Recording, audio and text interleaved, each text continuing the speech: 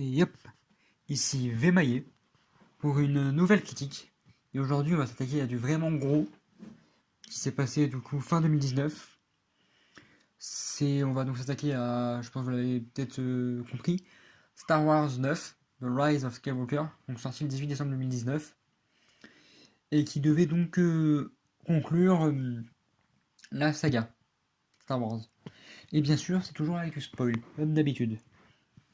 Donc, ce film, il a eu reçu pas mal donc, de critiques et de mauvaises critiques. Et ça, je suis conscient que c'est pas le meilleur des Star Wars, qu'il y a bien beaucoup de défauts, que ça fait qu'on n'aura pas beaucoup de plaisir à regarder tout pour certains. Mais pour ma part, c'est une critique vraiment par rapport à mes goûts à moi et à ce que j'ai aimé. Et donc, je suis pas trop d'accord avec cette critique. Je suis assez d'accord avec cette critique-là, vraiment. Mais j'ai quand même aimé et ma critique est bien plus différente. Et je suis sûr qu'il y a des meilleurs que moi, mais pour celle-ci, je vais vous faire vraiment ce que j'ai trouvé bien. Même s'il y a des trucs que j'ai pas mal non plus détesté et tout.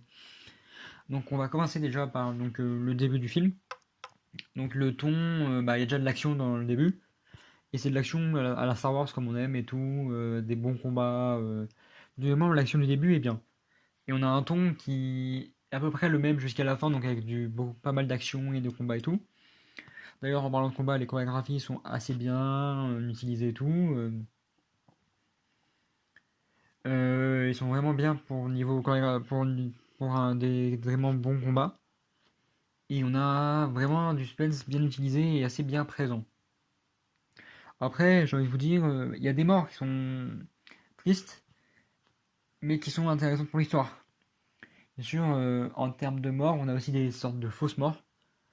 Là, c'est Chewbacca qui. On croit qu'il a été tué par Rey parce qu'elle a détruit le vaisseau en découvrant ce pouvoir des éclairs de Palpatine. Donc c'est là on découvre qu'elle est la fille de Palpatine, nous avant elle. La petite fille même, pas la fille, désolé.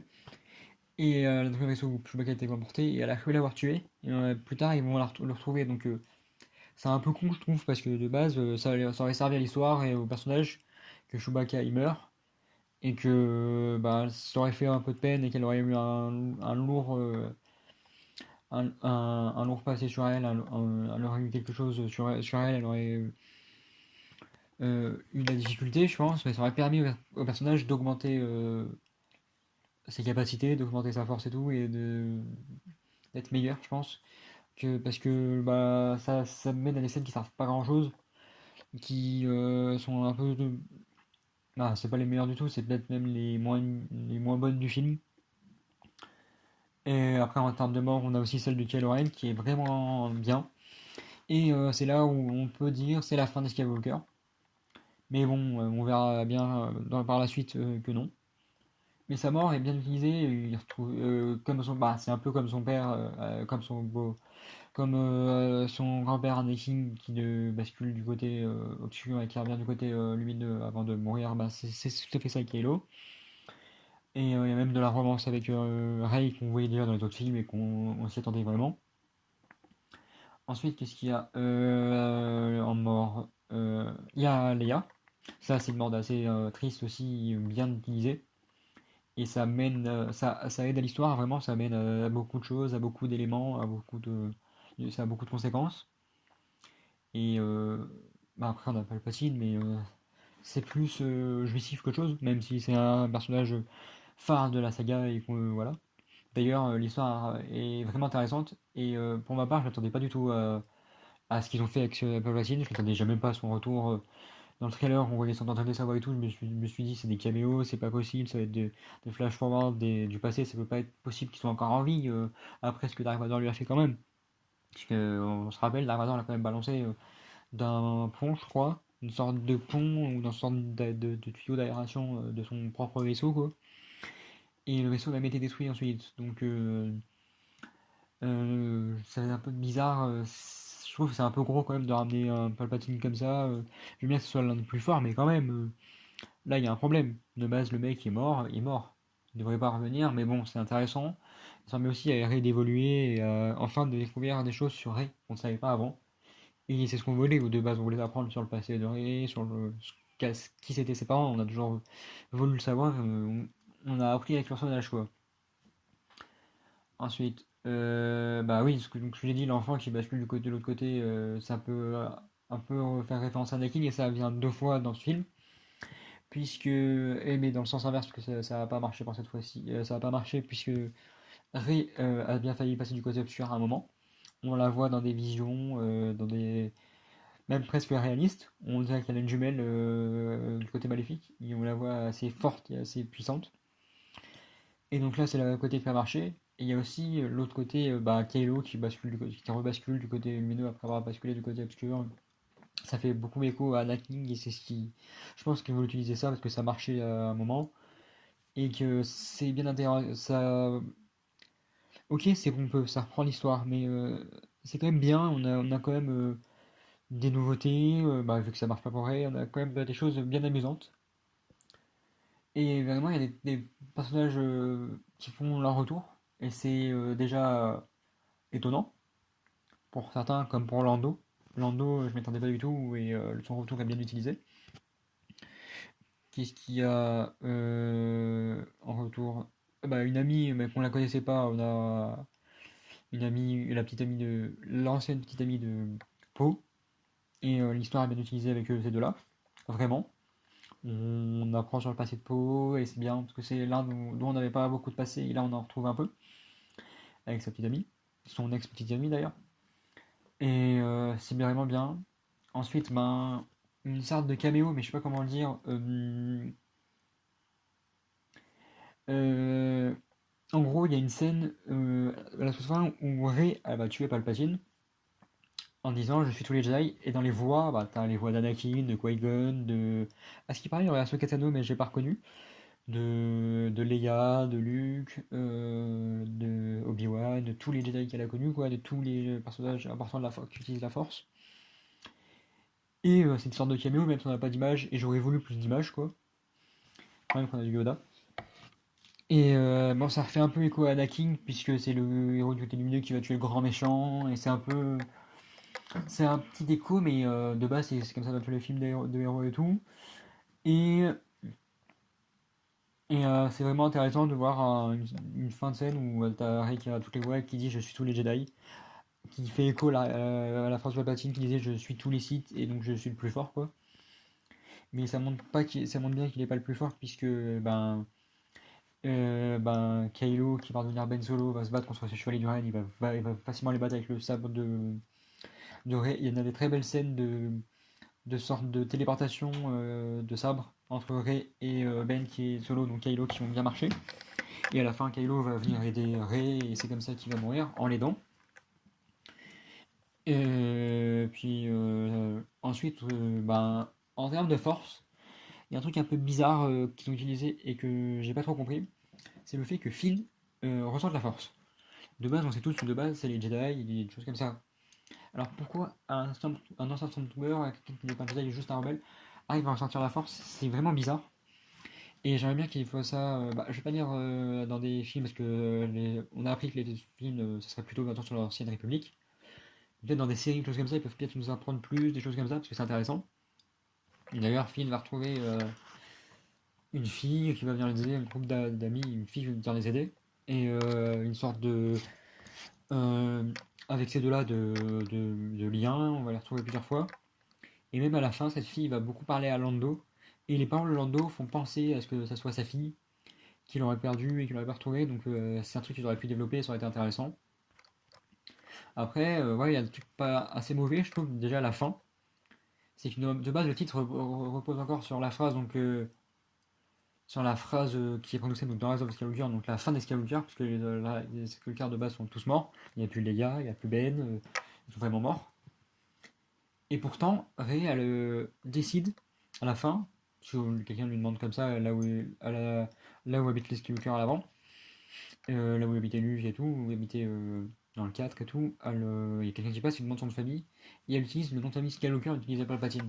Et je trouve que c'est un peu con, parce que de base, le titre c'est The Rise of Skywalker, et le but du film c'est que ce soit la fin de la saga Skywalker qu'on ait plus de Skywalker. Alors pourquoi Rey utilise ce nom? Bien que ça soit une sorte d'hommage, c'est tout à fait normal. Mais Palpatine aurait, même si c'est un méchant, un ennemi, un Sith aurait bien plus été intéressant. Ça montrerait que ben elle assume ce nom, mais qu'elle essaye quand même de faire du bien avec. Alors qu'utiliser Skywalker, je trouve que c'est une solution de facilité. Alors que Palpatine aurait été pour moi, Palpatine aurait été plus intéressant. Et il y a, je trouve ça un peu con. Après, il y a l'utilisation, la création de nouveau sabre laser jaune. Ce qui est intéressant parce que c'est la première fois qu'on en voit un. Mais ça qui est con, c'est que c'est la première fois et la dernière fois. Donc on la reverra plus. Peut-être dans des séries, on va retrouver d'autres sabres jaunes et tout, mais on reverra plus ce sabre jaune utilisé par elle-même. Vu que c'est la fin et que de base, je pense pas qu'on la revoie, à part s'ils font un 10, mais niveau le box-office qui n'est pas marché, je pense pas. Donc à mon avis, elle aurait dû essayer de faire ça beaucoup plus tôt. Qu'on ait des combats avec son sabre laser jaune et qu'on comprenne des choses, parce que c'est quand même un bon sabre laser et c'est intéressant quoi. Parce qu'il aurait été intéressant face à par exemple Palpatine et que Ben il va pas le sabre de son père et qu'il se batte avec deux sabres par exemple. Ça aurait tout à fait possible et je pourrais bien aimer. Après, il y a beaucoup d'éléments, comme je l'ai rappelé, comme je l'ai dit, qui rappellent beaucoup le 6. Certes, il y a beaucoup d'éléments qui rappellent le 6, mais qui sont différents. Donc ça avance, ça donne un nouveau côté à l'histoire, un nouvel avancement, des choses qu'on connaissait pas avant, et qui donc apportent un avancement à l'histoire. Mais il y a quand même beaucoup d'échos au 6. Et à mon avis, ces échos-là ne devraient pas... ces échos-là plombent un peu le film pour certains, même si moi j'ai bien aimé et ça m'a pas trop gêné, mais je pense que ça plombe un peu le film pour certaines personnes, et je pense que des critiques viennent de là aussi. Parce que ça sort du remake du 6, déjà qu'on disait que le 7 c'était un remake, on disait qu'on disait ça pour le 7 je crois. Et ça ferait bizarre qu'ils font deux fois du remake, peut-être que c'est que moi. Mais voilà quoi, c'est tout à fait possible. Après, on peut en débattre dans les commentaires, je suis tout à fait ouvert à ça. Et c'est très bien d'ailleurs d'avoir un débat dans les commentaires et d'essayer de comprendre des choses que vous avez vues que moi j'ai pas vues. Qu'est-ce qu'il y a d'autre? Ben, en bref, oui, pour une fin de saga et une fin donc de film, bah, fin de film c'est normal, elle est vraiment réussie et tout, mais vraiment une fin de saga c'est vraiment réussi. Avec des côtés tristes, mais des côtés aussi joyeux. Et qui s'ouvre pas vraiment vers une suite, même s'il y a un petit teasing, il y a quelques petits teasings, mais je pense ils savaient que ça allait être la fin, donc ils ont réussi à ne pas trop ouvrir ça vers une suite, et tant mieux. Et franchement, c'est un film que je vous conseille d'aller voir, même quelques défauts, je pense que pour les fans, vous allez adorer. Donc voilà, cette critique est finie. Donc, bien sûr, je suis ouvert au débat. Il y a peut-être des éléments aussi dont j'ai pas parlé, dont j'ai oublié de parler, parce que ça fait presque un mois que je l'ai vu et que je mets un peu de temps. Et que il y a peut-être aussi des trucs que vous avez vus différemment de votre point de vue que de mon point de vue. Donc je suis vraiment ouvert au débat et ça me ferait même plaisir d'avoir un débat avec vous dans les commentaires ou choses comme ça. Après, vous savez, vous avez mes réseaux sociaux en description, donc vous pouvez me parler par réseaux sociaux aussi et ça ne me gênera pas non plus, hein. Je suis ouvert à cela et je vous les ai pas mis pour rien. Bien sûr, dans les commentaires, n'hésitez pas tout de suite à proposer de nouveaux films à faire niveau critique que je peux critiquer, duquel vous aurez des critiques et tout. Même si de prévu, je vais vous annoncer que je vais essayer d'en faire un sur Band of Prey, essayant d'aller le voir la semaine prochaine. N'hésitez pas non plus à me donner vos avis sur la vidéo, des conseils, à aimer la vidéo aussi, à la partager si vous aimez bien le travail et que vous voulez plus de vues, que ça soit vu par plus de monde et que j'ai plus d'avis. Et à vous abonner bien sûr, ça fait toujours plaisir d'avoir plus d'abonnés, de voir que ça vous plaît. Je suis vraiment, vu les retours que j'ai eu en ce moment, je suis vraiment heureux de ce qui se passe sur la chaîne et ça me donne encore plus envie de continuer et de faire beaucoup plus de critiques. Je vais essayer d'en faire quelques fois en semaine, ayant des horaires qui me permettent d'en faire, mais c'est beaucoup plus dur. Donc ça sera bien sûr selon les horaires.